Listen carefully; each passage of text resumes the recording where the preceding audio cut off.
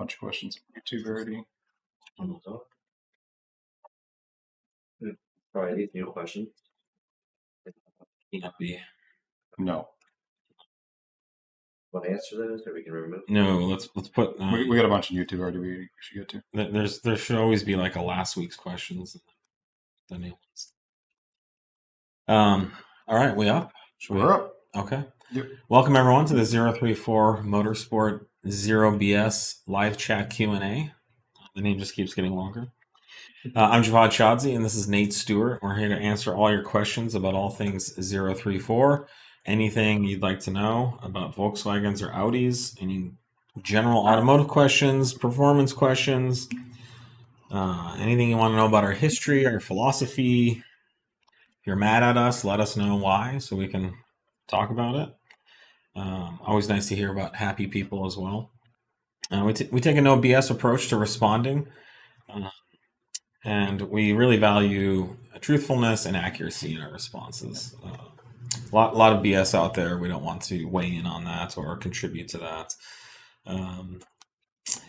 If you have a question that's update related about when something's going to be done or if we're going to do something, we will do our best to get to those. We're going to prioritize topical discussion questions first. Anything that we can answer substantively, we will do those first, and then we will get to updates if we have time. Our goal is to get through all the actual topical questions that we can, and we have 1 hour, so we're just getting started here. A couple minutes late. Yep.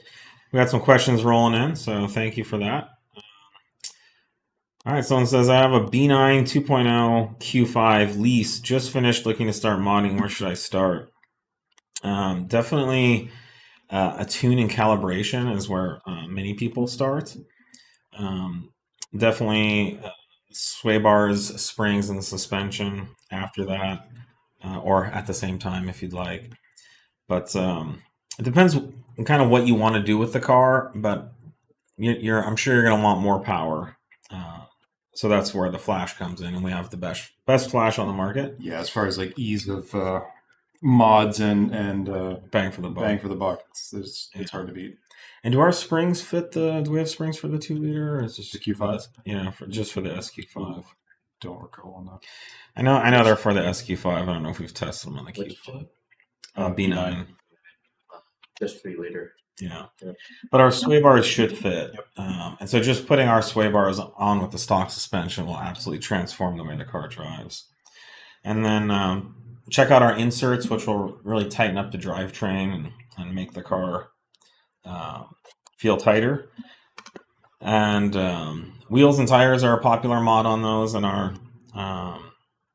we have some 20x10 wheels that fit that chassis beautifully. And you can put like 295s on there. You can have more rubber than you can ever ask for. So as you can see, plenty of directions to go. Lots of fun stuff to do. B9A4, a bit short of 100,000 miles. Should I be looking at new shocks if I install your lowering springs? Not unless you think that your stock shocks and struts are blown. If the car feels relatively stable and well controlled and not overly bouncy or wallowy, typically a blown shock will that tire, if it's really blown, can bounce as you go down the freeway, and you may not see it or feel it, but a friend driving next to you would be able to see it. Or you could set up like a GoPro with a mount on each of your tires to see. But I think driving with a friend would be the quickest and easiest thing. But in general, we find that the factory shocks and dampers on these cars last a long time. And usually 100,000 miles is not a problem if the car hasn't been abused or hasn't had any big impacts or hasn't hit a lot of big potholes. So if you feel like the car rides nice and still handles well, but you just want to tighten things up, then I don't think you should go out of your way to replace them.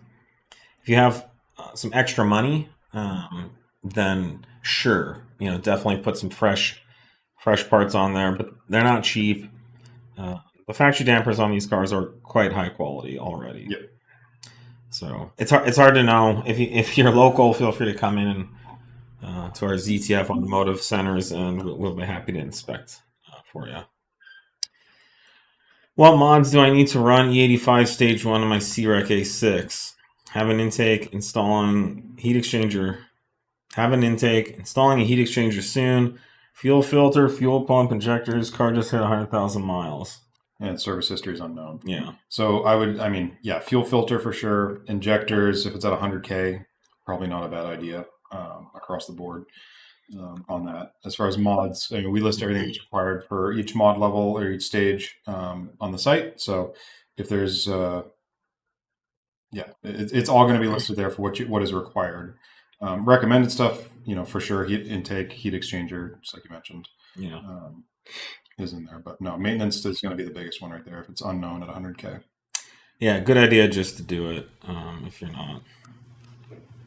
haven't yet, or if you don't know if it's done. Yep. Consider it not done unless proven otherwise. Will there be anything coming for the 07K motors? Gosh, I don't know what we have. The 07K has kind of stopped at the RS3 DAZA or stage. I guess the DNWA. If they're asking like that gen, or if they're asking the actual like NA 07K like. Yeah, I'm not sure. Yeah, but I don't think we have a lot coming for any of those 5-cylinder options at the time that we don't already have. We have a complete catalog of all kinds of stuff. Yep. I was using it as VW5 cells. Yeah, I think you're talking about the normal. Yeah, if you're talking about the NA stuff, I don't believe we've sort of moved on from that platform and that era, and there's really not a lot that you can do to those. Yeah, we had some fun. We had a turbo kit for a while that we did. Yeah. So there was a bunch of stuff, but no, I don't think we have anything relevant. We have a tune for it. Yeah. Do we still? Depends on the year. I don't even know if we still offer. But yeah, no, that's an ME7 stuff, so that's not a currently flash thing. So unfortunately, not a lot going on right now for that motor. When removing my 100,000 mile supercharger to install clutch delete, what other maintenance items should be inspected? Planning on changing out old supercharger oil. Oil's not thanks bad. for the plug at the end. Yep. I don't want to stir the pot. All right. Intercooler bricks are going to be the other big one. They're not as bad on that, but it's still worth taking a look at. On the CREC motors. Yeah. All the usual stuff that we talk about. Usual stuff. Again, if it's 100,000, I don't know if this is the same 100,000 mile guy, but your injectors, if those are unknown, not a bad thing to get in there and replace. It's going to be a lot easier with the whole charger off. Can I run full E85 on E70 on my Pure 750? I think they're asking, can I run the full E85 tune with E70 in the tank? And yes, the answer is yes on that. I think that's what they're asking. I don't know why you would, though. E70. Well, it's probably whatever's coming out of their pump. Would be my guess. Oh, well, yeah. Because our E85 files are E60 to E85 capable. Yeah, so as long as you're at E60 or higher, you're good. Yep. I thought I heard you mention something about 034 charge pipes. I'm trying to keep my car as much 034 as possible. Appreciate that. We are working on them, and I believe the engineering and development is finished, so they're currently in the manufacturing phase. The hope would be to release those in the next 3 months or so. And these would be B9. For the B9 3.0T EA839 motor in the S4, S5. I think SQ5, but don't quote me on that. So yeah, they're coming. Hang tight for a little longer if you can. We really appreciate you wanting to do all 034. Are you guys hiring? We are virtually always hiring. Mm-hmm. Though we have a very low turnover here, we do have people move on from time to time, and so we pretty much always have some job postings up. If you go to our website, 034motorsport.com, you scroll all the way to the bottom and click on careers at 034. You will find our job postings there. Conversely, if you think you're a really amazing person and you'd really love to work here, and it's something that you want to convince us of, you can always shoot an email to jobs@034motorsport.com with a resume and a cover letter, any information. We're always looking for good people. Yeah, I think some of our best hires have come ad hoc. Ad hoc. Or a la carte. A la carte, or Yeah.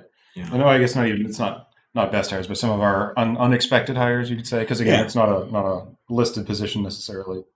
Yep. Something that might be applying for. Yeah, and sometimes we may have an opening to bring you in the company in a position that you didn't anticipate, Yep. but you end Yeah. up being a good fit for. Yeah, we'll do that too. Like some of the stuff that comes through our hiring portal, going through the resumes and stuff may not be the fit for that position, but we might, be able to move it over to something else that's more down your alley. Yep. But if you can come to 034 and help us be better, certainly more better than what we pay you, then it would be a no-brainer to bring you in. But yeah, I think we have over 70 people now, company-wide. So pretty nice team of world-class employees, we feel, and we're always looking for more. B9 RS5. I have 20-inch black wheels running 285/30 PS4S. Do you guys have a tire recommended for a first track day? Honestly, if this is your first track day, I would run whatever tire you have on the car. Your first 15, 20 track days, you're going to be working on you and your driving. What tire you have doesn't matter. Yeah, you can drive within whatever your car is, and yeah, like Joe said, just learn what the car does, learn how you need to adjust and what it is like being on track, but don't worry about optimizing everything for race day here. This is going to be driver education first and foremost. Yeah, and in general, and this is always my advice to first-time track goers, is if you have a choice, go with a harder, less grippy tire to allow the car to get loose sooner at a lower limit so that you can start interacting with car control at lower speeds. And so if there's a certain turn, let's say turn 1 at Thunder Hill, and if the Fire Roadmaster tire from Costco, let's say you can go through that corner doing 60 and the car starts getting loose, versus a good R compound tire that could allow you to go 105 through that corner. The first time you lose control of your car in that corner, you're going to want it to be at around 50 miles an hour, not 105 miles an hour. And so I think you already have tires that are probably too grippy and too sticky for that. The PS4Ss we honestly run on a lot of our sessions anyway, because it's a good street tire. It's a very good tire, but it's going to keep you safe and well within limits. But at some point, you really do need to start getting the car loose. You need to go into a corner and lift and get the back end to come out, and then you need to be able to control that through the corner. Sometimes you're going to go into a corner too hot, and the car is just going to wash out and push real hard. And again, if you're doing 100 versus 60, those speeds and forces can really bite you. So if you can learn how to drive the car at the limit on a cheap tire that breaks loose at lower speeds, you're going to learn that car control sooner, and it's going to give you that skill to go faster and be better. So yeah, and when you start getting into the much gnarlier tires, the real like race or track oriented stuff, they usually have a way different release characteristic on that edge of grip. So they'll have a lot of grip, and then they'll have a lot less grip. There's not really instantaneous. Yeah, there's not really a rollover. It'll be a much sharper release of traction. So they can be much dicier to drive at the edge. Yep. But hey, have fun. Focus on being safe and learning the line, and just you got a long ways to go. But the first day, just got to get out there and get comfortable with having such a huge road surface to drive on. Lots of options out there, and usually you'll want to look at you'll probably find brakes and rotors, pads, upgrades there before you start looking at tires. Hey, so what's the deal with mounts? I have a Stage 1 Audi S3 8V. When I go 40% throttle, it feels rough when it shifts. Are they easy to install? You could have bad or blown mounts, especially at the age of your car, would not be surprising. The factory mounts are also quite soft and allow a lot of engine movement. And so when your engine shifts and the engine goes from a high load to no load back to high load, it's gonna cause that kind of boomerang-y bounce between shifts. Our mounts will certainly vastly improve that, and I would recommend our street density mounts for the average person. They're not that difficult to install. We should have installation instructions with most of our mount products, but it's the kind of thing on that generation of S3, that MQB platform, you can get pretty much to everything on top. And I don't think it's too bad. No, think, they're not too bad. You have to remove the intake and some other stuff on top of the transmission side. But you can also start with a real quick and easy one is the insert underneath your dog bone insert. Will have a pretty big effect too on those shift quality. Yeah, so definitely start with the insert. You could inspect your mounts and see if they've actually failed or they are bad. It's possible. That does happen, especially with your age and mileage. I have a B9.5 S5 with about 55,000 miles on it and haven't changed my transmission fluid.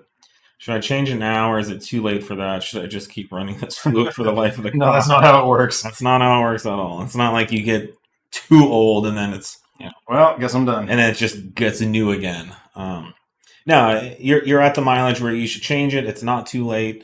It's better late than never. But no, you're within the range that we would typically recommend.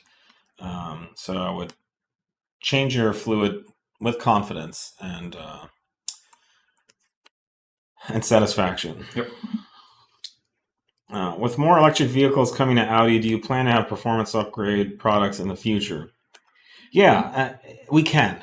There's really nothing that different about an electric car versus an ICE car. Where we can't do what we do. We can modify the powertrain. We can improve the power and torque from the electric motor. We can change or modify the way the power and torque are delivered. We could even upgrade the electric motor to be more powerful.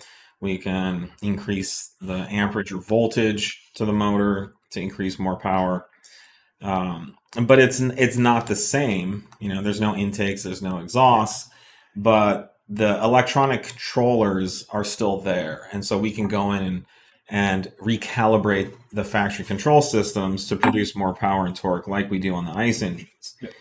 There's a lot less moving parts on an electric car. So, but things like brakes and suspension, there's a lot less cooling system, but they do have cooling systems and they typically are undersized.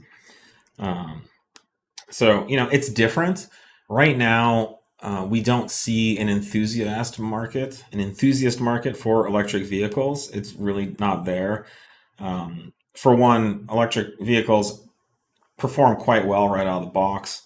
And two, people that buy them are typically looking to save money on gas. Maybe they're hoping to improve pollution of the vehicle or driving.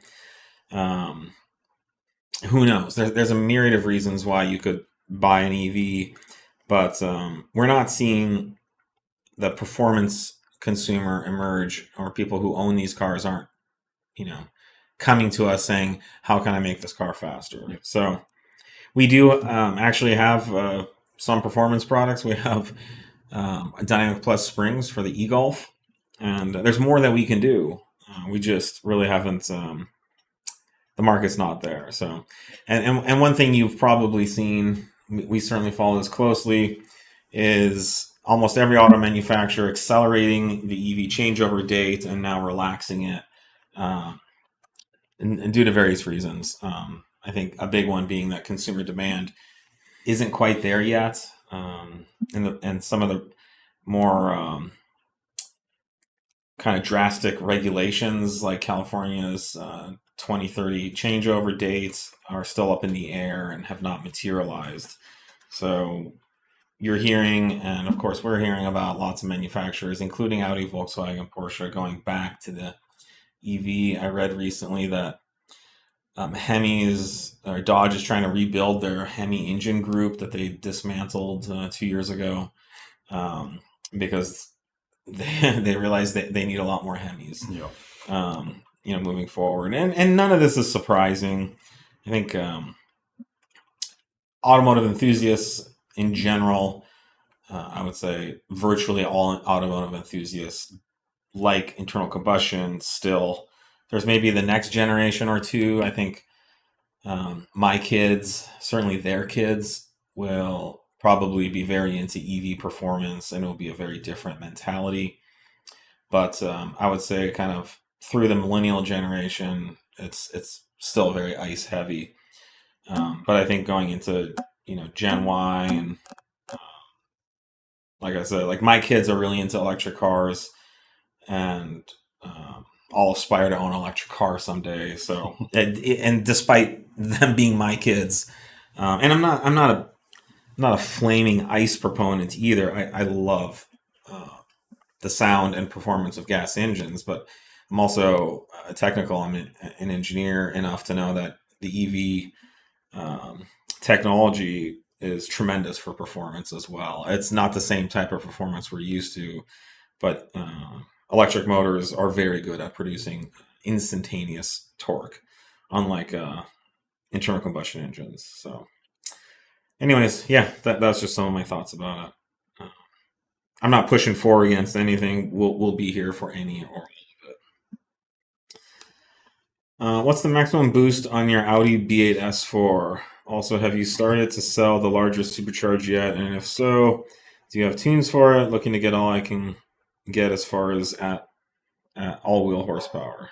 Maximum boost on a B8 S4 is 100% dependent on what pulley combination you're running, what the atmospheric pressure is. So those we will generally, as long as you've got a compatible software for the given hardware in the car, it's going to just basically let the supercharger give what it can. So that peak boost is going to vary by every car. In general. Kind of range. Oh gosh, off the top of my head, I want to say stage 1 I think is around 2,000 millibar peak that it can ask for. 2 is I think 21-ish, 2,200, and stage 2 plus stuff is upwards of 2,500 millibar peak that it'll allow for. So about like 15 pounds of boost. For stage 2, yeah, and then stage 22, 23 peak for stage 2 plus. But it's usually going to be lower than that. It's going to allow for up to that. We will always push the run a lower pulley ratio and optimize your setup first, which is all the boost. But to account for all of the different combinations out there, the 2 plus kind of gives you a bunch of range that you're allowed to run. Yeah, like Nate said, the maximum most boost isn't always the most power. Right. So something to keep the most efficient way to do it. Yeah. You may gain a little bit extra power, but then the amount of heat that's produced offsets that. So you can run a quarter mile and be slower with a bigger pulley than with a smaller, just because of your temps and your corrections that are needed on the top end. And what was looking to get all they can as far as all-wheel horsepower. Again, that's going to depend on how you use it. If you're looking for like a one pull or a dyno queen, you can usually do a little bigger pulley and do that. But if you're looking for a faster car and with sustained loads, it's probably going to be a smaller pulley. Yeah, and then as far as selling the larger supercharger, I believe the Merc Racing supercharger is available to buy. Yep. So you can buy it. As far as I know, yeah. We do have a tune and a calibration that we're finalizing. Mm-hmm. We haven't released it yet, but we have quite a few people who are running it with the understanding that they're testing it and giving us feedback. But it's safe to say we have the best tune on the market for the Merc Racing supercharger. So really positive feedback on it. And we've had a number of people switch from another tuner to ours and express pure joy and ecstasy. So definitely hang in there. We're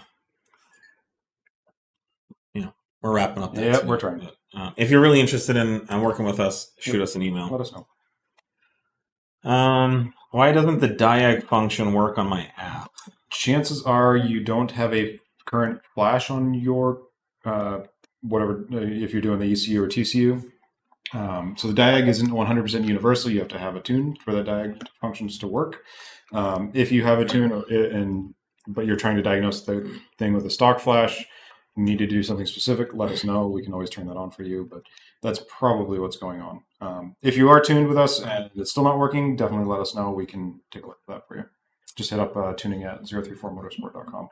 This is an interesting question, and I don't know the answer. Do you ever feel a clicking in the gas pedal of your Q7? I saw this. It happens sometimes shortly after startup, and I'm not sure what it is.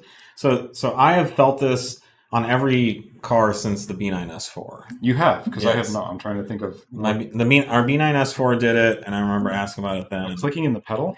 You start the car and you're just driving, and you just feel a little click in the Okay. It's like in the MK8 does it too. in the throttle pedal. Yeah, I mean it's pretty much all the new cars now do it, and I don't think it's purely related to adaptive cruise because none of those cars have had adaptive cruise. So I don't know. Obviously it's not bad and everything's fine, but the car is doing something at some point, and it could be related to the secondary air injection system or the cold Somebody's starting. saying it's might be testing for auto emergency braking functions and whatnot. So I don't know. I personally haven't noticed that. Yeah, it could be a test for the. I mean, all these cars have had the emergency stop response. What's it called? Auto sense. It's terrible. Presense. Presense. Yeah, maybe it's related to presense because all these cars have that. To be clear, it's not terrible. It's just it's always annoying on track when they come in and Definitely true. and shut you down, even though you've tried to turn it off.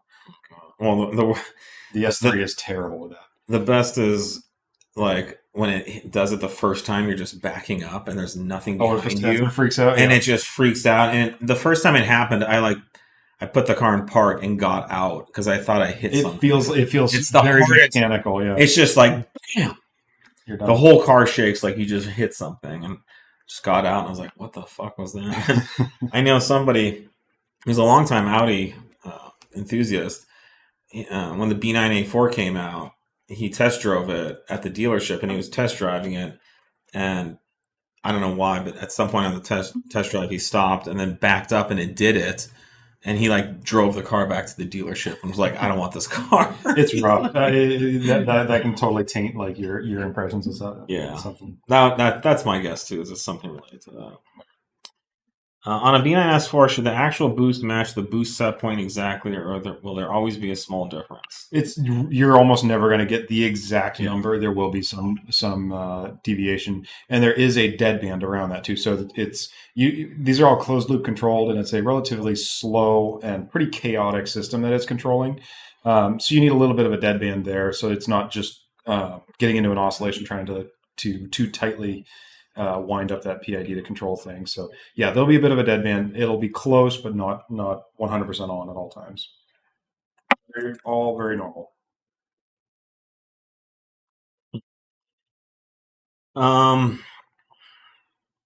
I've heard of oil starvation issues under heavy cornering on B9 A4 AAA motors. How much of a concern is this in your experience? This is a concern. One of our good customers, Aram, had issues with this, and I think he actually lost a motor over it. And so if you have a really well set up A4, and he has the 034 catalog on it, and he runs sticky tires and aero and and he's got a wing and some other stuff. So we ended up putting an AccuSump in his car. I can never remember the name of it, but I just did. There you go.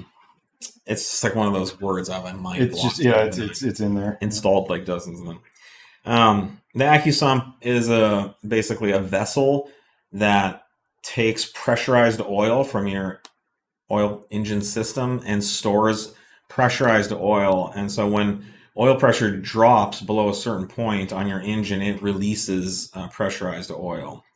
And it's the kind of thing where it can give you an extra 5-10 seconds and a warning, and it can help you prevent blowing your motor. So this is related to how the oil pan and how the oil sits in the oil pan.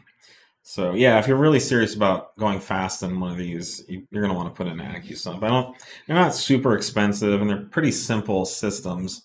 They can work. Just make sure you install them correctly. I've seen some installs where it'll like charge the system and then never discharge it, so you've lost now a bunch of oil. They can get a little dicey depending on the size, and you've got to account for this added oil volume that can fluctuate back and forth from the pump, or from the reservoir. But yeah, in functioning, they're actually quite a simple system. It's just a pressure reservoir. Mm-hmm. Do you all have camber mounts for the B9 platform?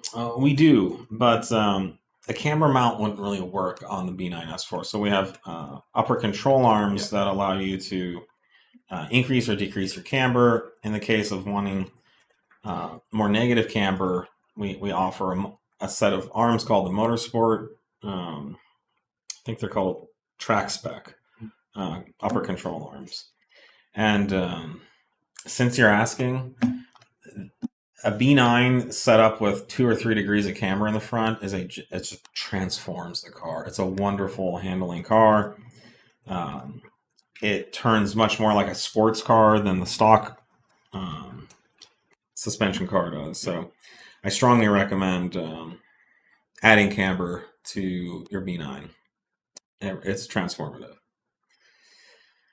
Any plan to offer roll center correcting ball joints without added camber and track width for MQB platform?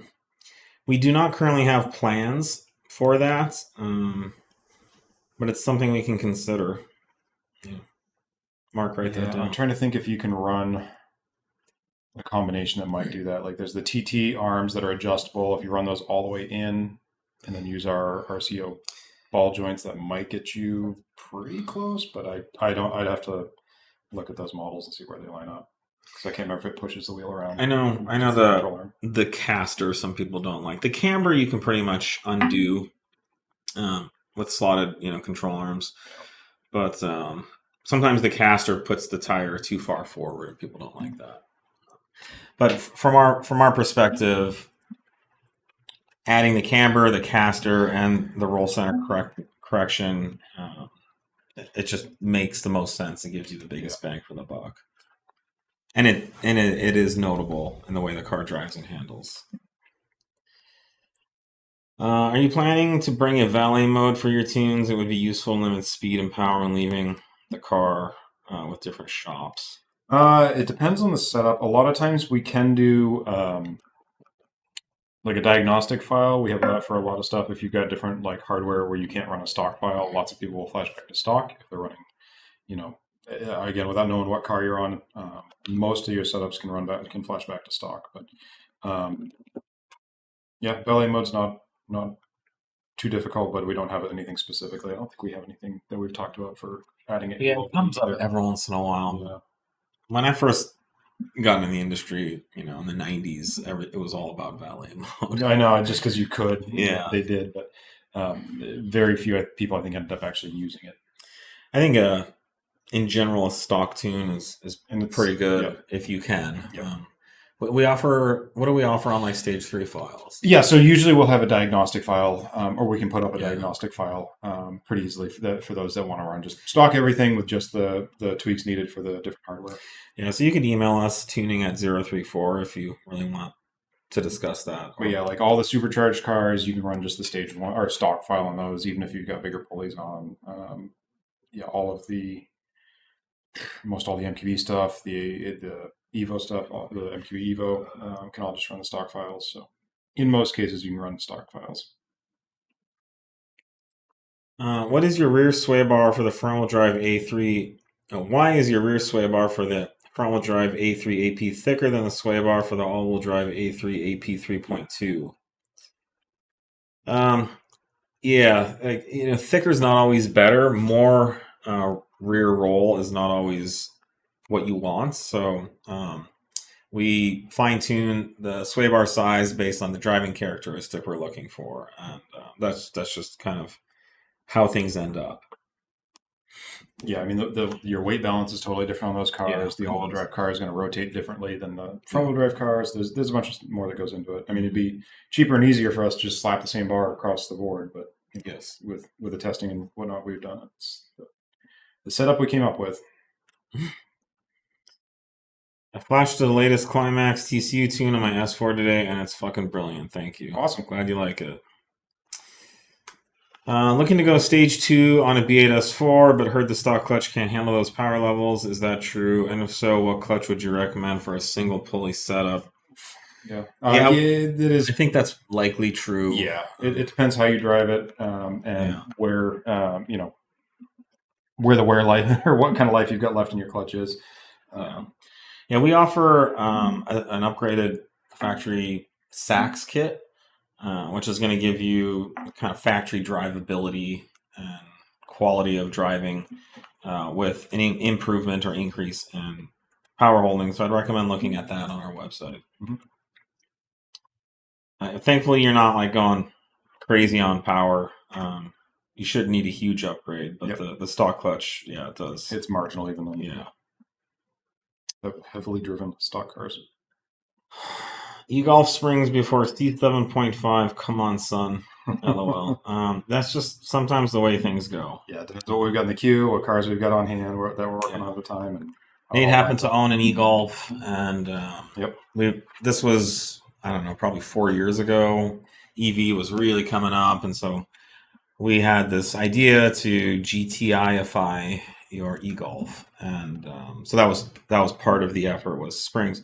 So and you can do our springs, our sway bars, end links, and you can put 18 by 8 or 9 or 9.3 wheels on, and you can have an E-Golf that handles like a GTI. So that was the idea there. The number of E-Golfs is pretty low. They're mostly in California, so we decided not to put too much effort in that, but we do have some of those products. I want to replicate the Audi RS3 front end setup with wider tires in front. Can I accomplish this with 034 parts, or what that just be Smuckatellii Racing crew, MK8 GTI? Well, it's a little Smuckatellii for sure. I would also question why you want to do this. You're not going to be able to rotate your tires. It's going to cause some issues, but I believe you can. There's no reason. If you're actually doing it for like a staggered setup to do a performance-oriented thing, there's certainly reason for that. But if you're going to be in the Smuckatellii Racing crew, then you're probably doing it for probably looks. Yeah. In which case, you could get away with it by simply just putting spacers on and pushing it out and using the same wheels and tires you got now. Yeah, and you can. I mean, we can sell you different size wheels. We have a number of options, but yeah, it's not super crystal clear. Do you service EA 888.3 for carbon cleaning often? What mileage would you say is good? I've heard some say this engine isn't too bad with carbon buildup. Yeah, that's true. It's not bad. Not nearly as bad as the Gen 1 and 2s. 2 liters. And the Audi V8s are the worst. Yeah, that'd be the same cylinder head basically as the Gen 1 2 liter. Yeah. So yeah, I think it would be the kind of thing maybe you want to check every once in a while, but I don't think we do a lot of them. And then if you want to add, like secondary injection, you can solve that problem right there if you have an MPI installed. Just ordered the super duper intake. Let's see the results. All right. I think you're going to be happy. Yeah. Just saying. 21S4, still running stock ignition coils. Did a spark plug change at 41,000 miles. Right now I'm at 52,000 miles. Do I need to change my coil packs when I'm on stage 1 ECU, stage 2 TCU? If the car's running okay and not misfiring, I think you don't need to. Yeah, it's kind of always been our standing with coils is like we offer upgraded from stock units, but if your stock ones are cranking along just fine, then you're not going to get any benefit of a different coil really. Yeah, the factory ones do need to be replaced every so often. I wouldn't say there's a set mileage. It can be a good preventative maintenance thing if you want. So it's really up to you. They're on sale currently. Everything we sell is 10% off. All 034 products. Days of old when they first went into the coil unplug stuff, the coils were by far the weakest link in the system, but they've come a long way. So they're not terrible. There are improvements that can be made, but as long as they're working now. Someone says Audi Pre is actually terrible. It is certainly can be. Well, I will say it has saved me a number of accidents, so I can't diss it too bad. Nope. Actually, I've grown to sort of rely on it. Oh God. Okay. A little bit, like subconsciously. Like I'm a little less careful when I know that Pre-Sense is on board. It's not only an Audi thing too. I've got a 21 F-150, and that thing will freak out sometimes and start screaming at me that I'm about to run over the world. It's just like spins sideways and just starts Yeah. tumbling down the freeway. Just to save the Yeah. the sun reflection or whatever it was, the gust of wind that was I in can front of it. only imagine an F-150.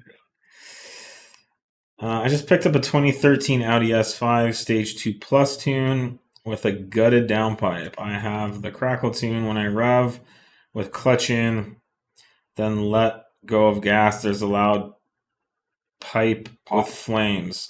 Pop pipe with flames. Is this bad to do? I don't Is this bad know to do? quite what you're. It sounds like that's just the crackle firing off. Yeah, and then of course you have this big hollow chamber. You've got a big resonance chamber that's amplifies literally it, just a hollow setup. So yeah, no, it's probably just a combination of all those things going on. But there's nothing wrong with it. I mean, our tune's not going to let anything bad happen. Yeah, it's just a like Javod said, an effect of your current setup, basically.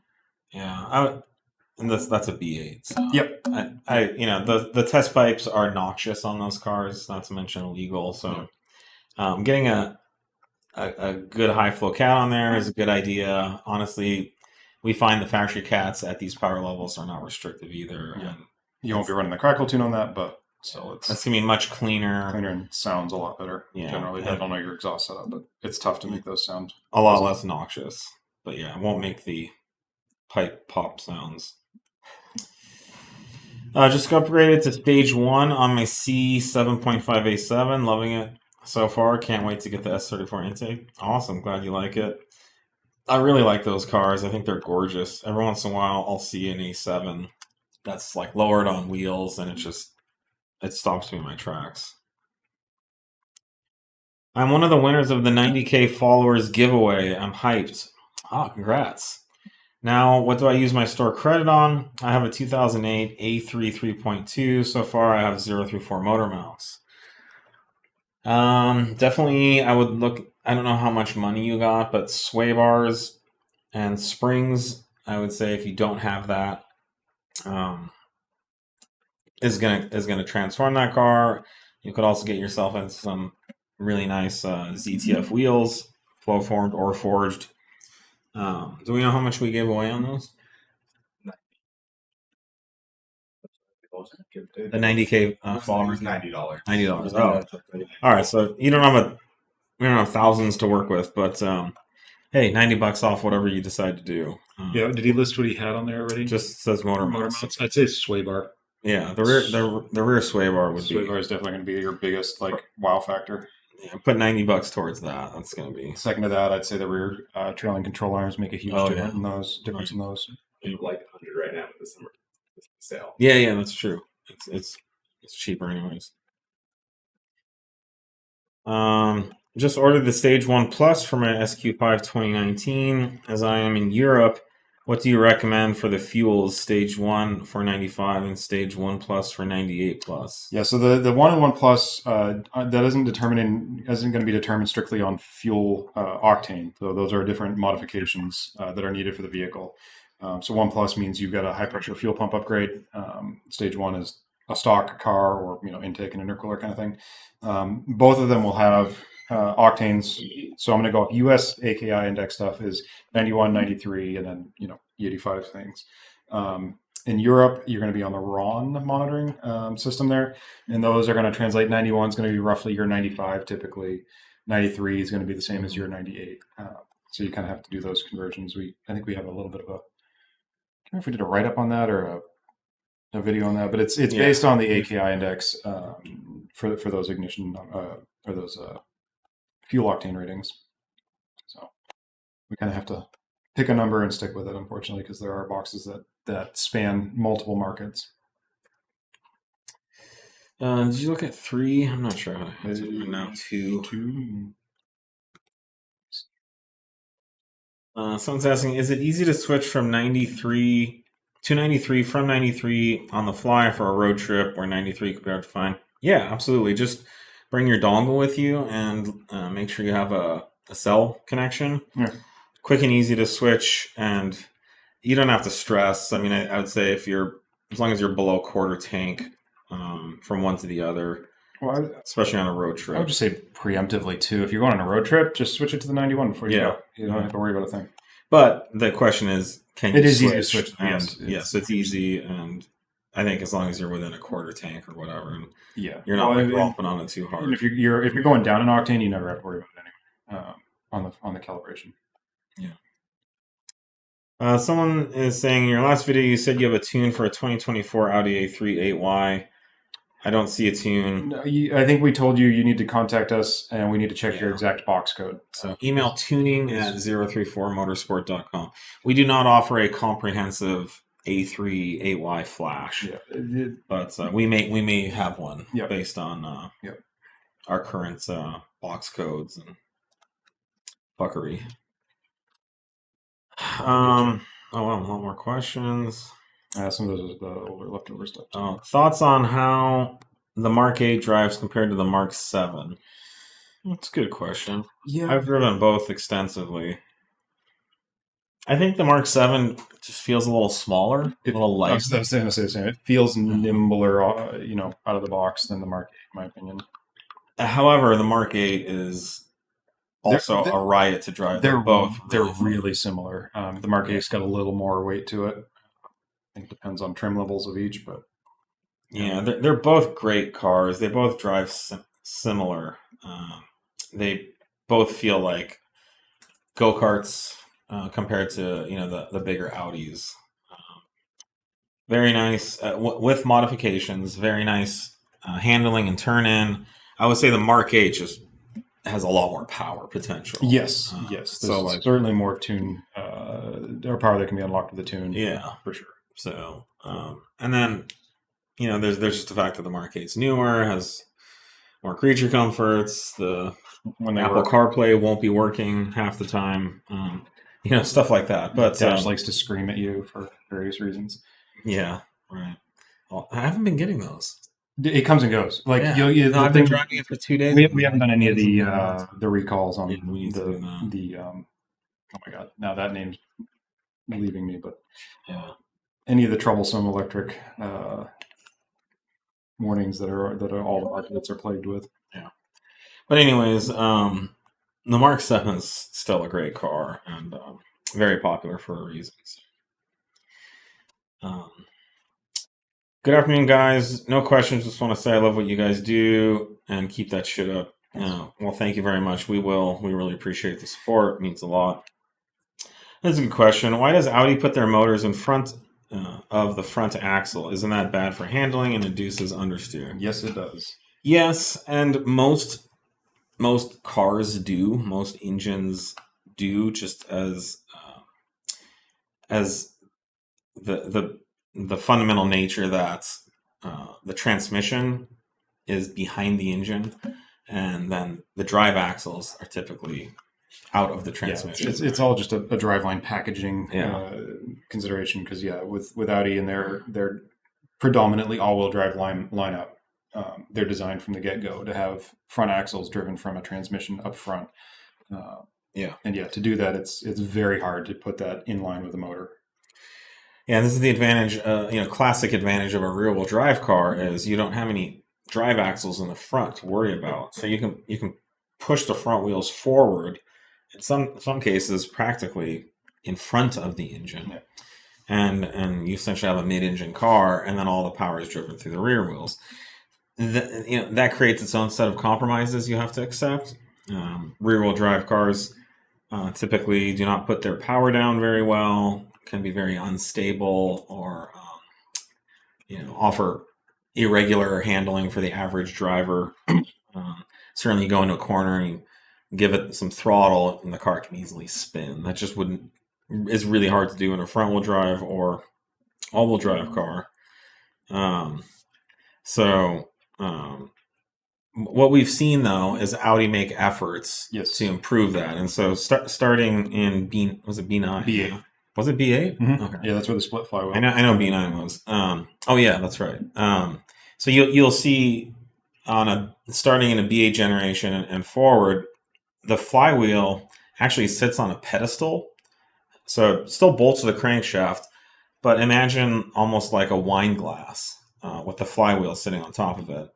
And then that allows Audi to run the axles out of the front of the transmission flange. So it's still in the transmission, but they've now moved the whole engine and transmission back like 6 to 8 inches from where it used to be. So that already helps the weight distribution. Another thing you see is Audi putting a lot of the engines longitudinally, especially for example, the MQB platform. Transverse, you mean? Transverse versus longitudinal, and so that moves the engine from longitudinal, where it's sitting out, to moving it back, and so that changes the whole weight balance more back onto the front axle. None of these are going to help the car feel as balanced as, say, a rear-wheel drive sports car, like maybe a classic BMW, but the advantages of Quattro are very big, and so it is a trade-off that you make. Also, with a lot of the suspension tuning modifications, like what we do, you can overcome a lot of that, and the cars do actually turn and feel very sporty, have very nice handling characteristics. So yeah. But Audi's never been out to be the ultimate sports car. Certainly not stock. But we get them a lot closer there, and there's a lot of fun, positive things about Audi. Let's see. How are we doing? 6 to 8 more minutes. Yep. I'm on your stage 2 for my B9 S4. I've had no issue for 6,000 miles, and I've been using the crackle tune. Thinking of going no crackle to try it. Heard it's safer too. Do I flash back to stock between tunes? No, you don't need to do any of that for one. You don't need to flash to stock between tunes for one. But as far as safety, there's no real difference. We use all of the factory, crackle methods and safeties and parameters. So there's not really any additional safety. You're always able to turn the crackles off with just putting it in drive or putting it in using your my words are leaving me today. Your individual mode in your MMI, and setting up, if you want, your firmer suspension, your quicker shifts, but you want your engine sound to be quieter, that will effectively turn off the crackles. So it's all selectable and switchable, just like it is from the factory. So we just changed some of the parameters that surround the stock overrun crackles to let them happen, a little more often in some slightly different situations. But all of the safeties and all of the checks and balances are still there, just like the factory stuff. Did you address the safe thing? It's safe. Yeah, they're both safe. It's a factory implemented system on those, and we don't defeat any of the parameters that would cause any kind of. And the ECU has built-in safety functions to monitor the temperature of the catalytic converter. Yep, all of that's in there. And you will find that if you crackle and pop, at some point the ECU will shut off. And we have people that say, "Hey, I just did a first through sixth gear pull and I didn't get any crackles at the end." It's like, yeah, it's because it's monitoring catalyst temperatures and keeping an eye on that, and it won't, it's beyond its threshold probably of what it wants to enable the crackles on, so it doesn't. So that's why it's a not a performance thing, it's a vanity thing. So it is erring on the side of safety.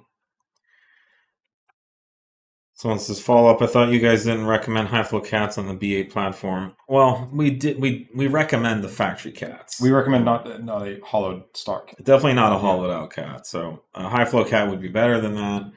But we don't see any issue with the factory cats, other than they just don't last the lifespan is short, but especially stage 1 through stuff. We do not offer high flow cats ourselves. Correct. It's not something we offer for that. I was wondering if this was going to come up.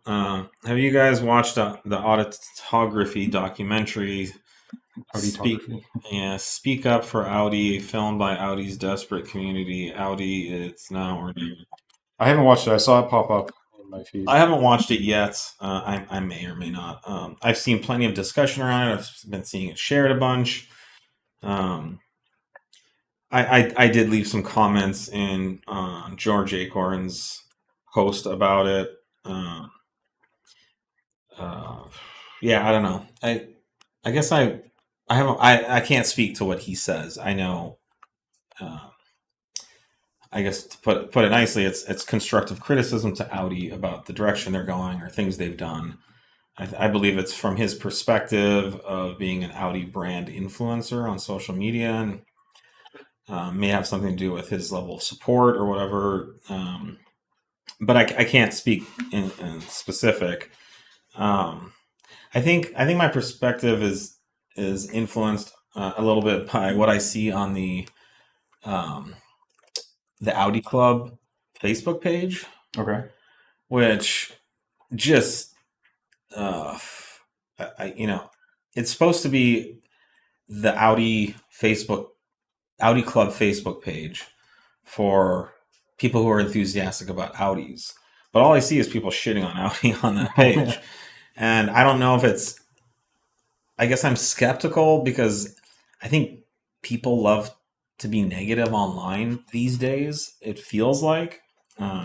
By far, that's the loudest. And I feel like it's more fun to complain than to say something nice or positive or supportive. And I'm certainly not.